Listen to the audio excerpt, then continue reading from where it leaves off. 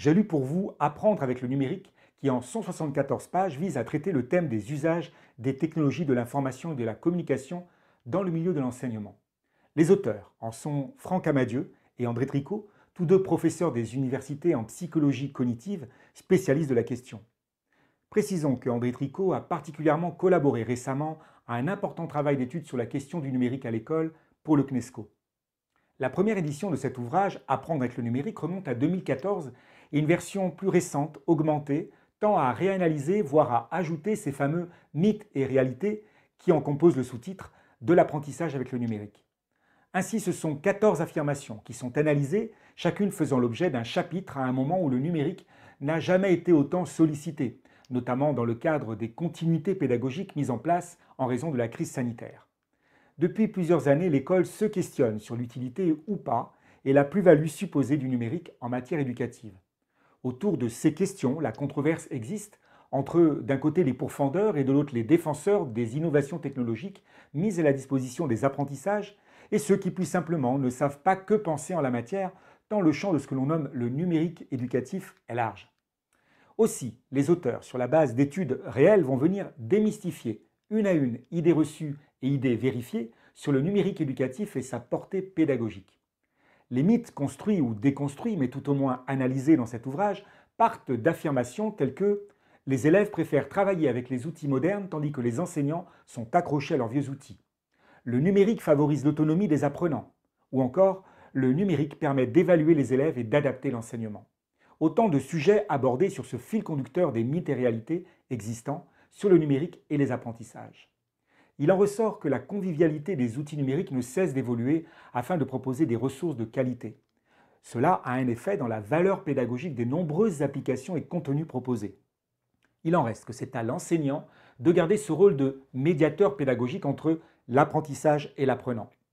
Le numérique a vocation à être perçu comme un ensemble d'outils mis à la disposition des enseignants et qu'avant d'en faire usage, il est important d'abord de savoir comment ça marche.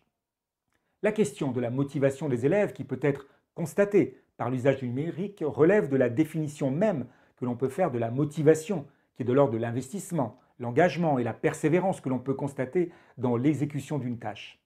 En outre, quand on parle de motivation, différents niveaux sont à percevoir.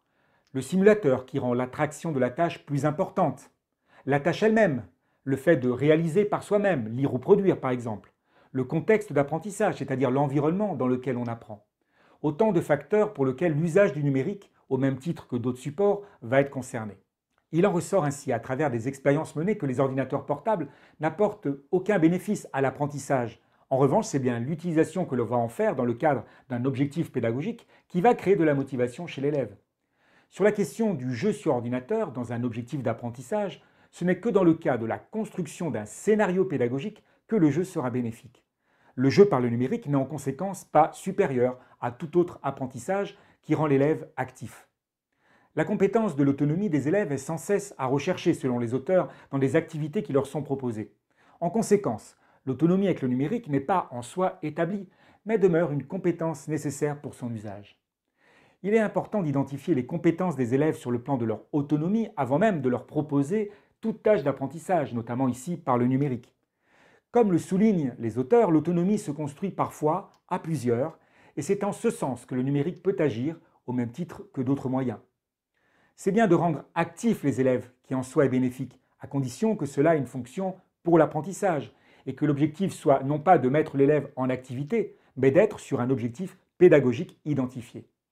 Il en est de même sur l'interactivité qu'offre d'ailleurs le numérique. Tout apprentissage a comme point de départ exigence et difficulté. Cependant, il est incontournable que pour être efficace, il est nécessaire d'avoir l'assurance que les apprenants possèdent toutes les ressources nécessaires afin d'effectuer les différentes étapes. Comme nous le rappellent les auteurs, ce n'est pas la difficulté en soi qui est utile, c'est ce qu'elle implique.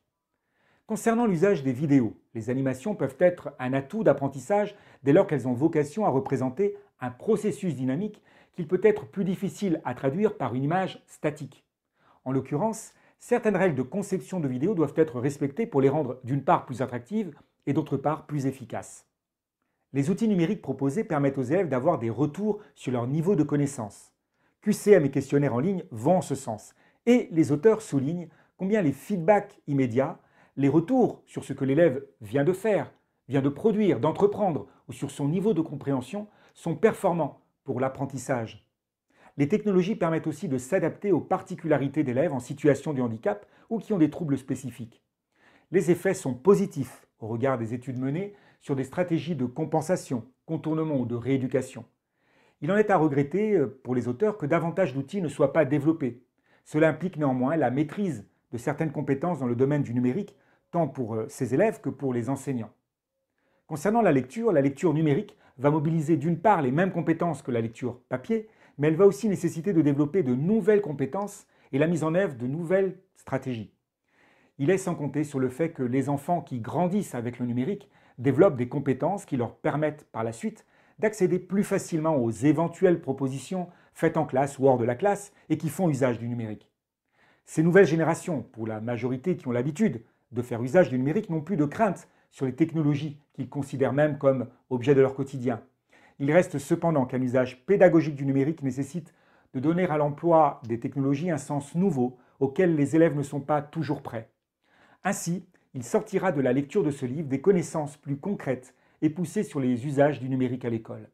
Et que l'on soit enseignant ou parent, nos idées seront plus claires sur la réalité du potentiel que le numérique peut permettre dans la manière d'apprendre, dans les remédiations possibles que l'on peut entreprendre auprès des élèves ou de l'intérêt que l'on peut susciter chez l'apprenant par l'usage du numérique. Quelles que soient nos positions et opinions en la matière que nous portons sur les différents enjeux du numérique à l'école, il y a de grandes chances qu'au terme de la lecture de cet ouvrage de qualité, qui s'appuie donc sur des analyses scientifiques, nous soyons en possession de données plus précises afin de construire notre opinion ou encore à entreprendre dans nos pratiques un usage du numérique plus au fait de ce qu'il peut offrir aux élèves. Un livre que l'on peut parcourir au gré des chapitres, dans l'ordre de notre choix, selon les thèmes qui nous inspirent ou les questions abordées qui nous interrogent, et qui derrière ces mythes et réalités nous propose une synthèse de ce que le numérique peut permettre en matière d'enseignement et d'innovation pédagogique, mais aussi plus largement sur la manière d'apprendre. Bonne lecture!